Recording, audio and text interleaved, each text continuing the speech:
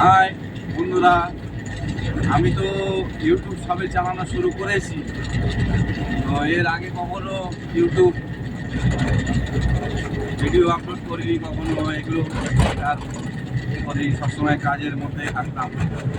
তো এখন যে গাড়িটা চালাচ্ছি এটা 6 চাকা গাড়ি, 11-12, এটা সব বাইরে বাইরে ঠিক করতে হয় অবশ্য। তো এই ট্রিপটা যাচ্ছি আসামের পানখালি করবো, গুয়াহাটি খালি করে আবার ফিরবো জলপাইগুড়ি, ধূপগুড়ি এই দিক দিয়ে কোনো মাল করবো, করে আবার বাড়ি থেকে ফিরবো। আর বাড়িতে গিয়ে একটা খুব ভালো খবর ইউটিউবে আপনাদের সবাইকে দেবো, ঠিক আছে? আগে বাড়ি ফিরি, তারপর মানে কেউ একজন ভাবতো আমি কিছু করতে পারবো না জীবনে, কিছু করতে পারবো না, ঠিক আছে? তো জানি না সে আমার ভিডিও দেখতে পাবে কিনা, তবে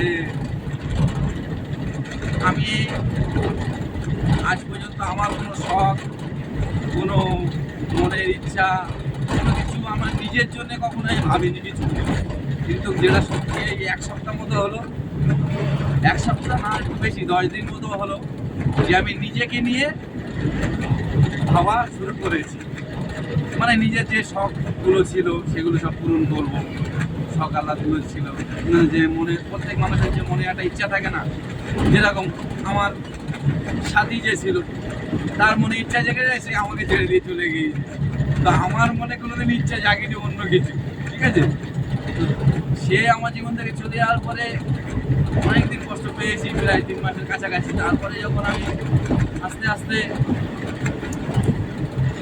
তাকে বলতে লাগলাম, তো তারপরে না আমার দেখলাম যে তাই তো, কেন বেকার যারা আমার জন্য হবে না তাদের জন্য আমি ভাবতে যাবো না? এত সুন্দর পৃথিবীটা একটু উপভোগ করতে হবে আমাকে, না?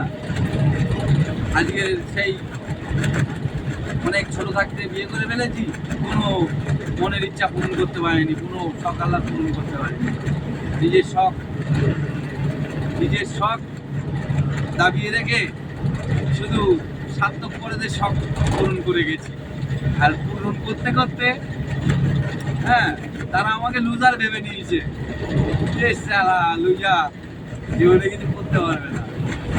হ্যাঁ, ঠিক আছে, ছোট্ট একটা নমুনা। আমি এখান থেকে বাড়ি যাবো, ঠিক আছে?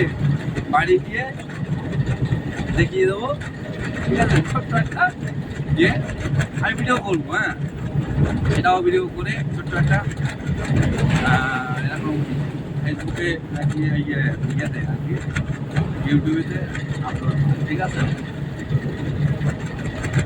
খুব ভালো সেটা।